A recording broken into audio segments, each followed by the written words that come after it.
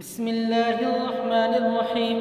وعن عمر بن الخطاب رضي الله تعالى عنه قال: بينما نحن عند رسول الله صلى الله عليه وسلم ذات يوم إذ طلع علينا رجل شديد بياض الثياب شديد سواد الشعر لا يرى عليه أثر السفر ولا يعرفه منا أحد، حتى جلس إلى النبي صلى الله عليه وسلم فأسند ركبتيه إلى ركبتيه ووضع كفيه على فخذيه وقال: يا محمد أخبرني عن الإسلام. قال: الإسلام أن تشهد أن لا إله إلا الله وأن محمدا رسول الله وتقيم الصلاة وتؤتي الزكاة وتصوم رمضان وتحج البيت إن استطعت إليه سبيلا. قال: صدقت. فعجبنا له يسأله ويصدقه. قال: فاخبرني عن الإيمان. قال: أن تؤمن بالله وملائكته وكتبه ورسله واليوم الآخر وتؤمن بالقدر خيره وشره. قال: صدقت. قال: فاخبرني عن الإحسان.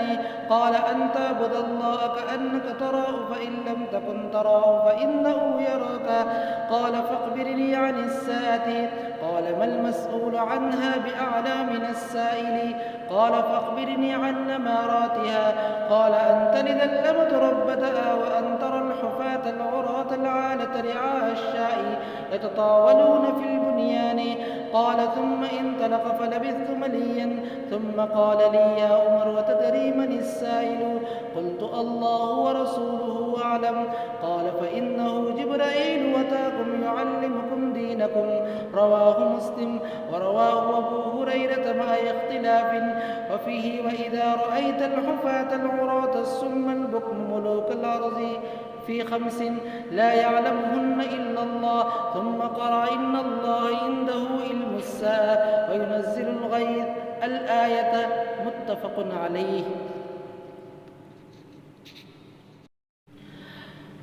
حضرت عمر بن خطاب رضی اللہ تعالیٰ عنہ سے روایت ہے، وہ یہ فرماتے ہیں کہ ایک دن ہم نبی کریم صلی اللہ علیہ وسلم کے پاس تھے کہ اچانک ہم پر ایک آدمی نمودار ہوا جس کے کپڑے نہایت سفید اور بال نہایت ہی کالے، اور اس پر سفر کے آثار بھی نہ تھے اور ہم میں سے کوئی جانتا بھی نہ تھا، یہاں تک کہ وہ نبی کریم صلی اللہ علیہ وسلم کے پاس آیا اور اپنے گھٹنوں کو حضور کے گھٹنوں کے ساتھ ملا دیا اور اپنی ہتھیلیوں کو اپنے رانوں پر رکھا، اور اس نے کہا: اے محمد صلی اللہ علیہ وسلم، آپ مجھے اسلام کے بارے میں بتلائیے۔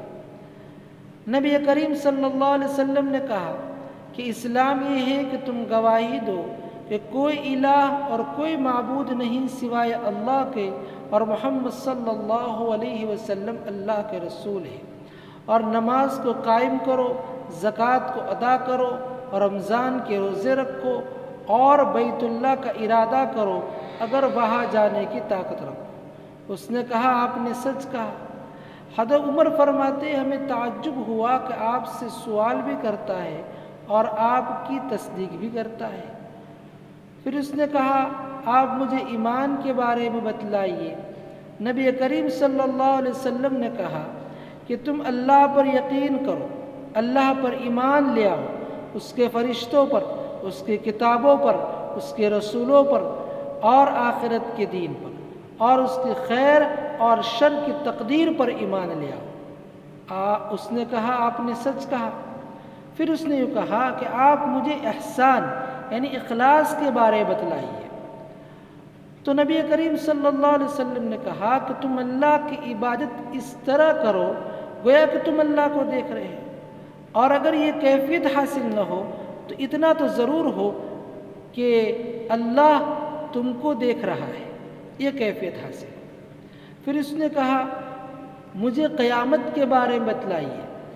تو نبی کریم صلی اللہ علیہ وسلم نے کہا کہ مسئول یہ سائل سے زیادہ نہیں جانتا، یعنی میں تم سے زیادہ نہیں جانتا۔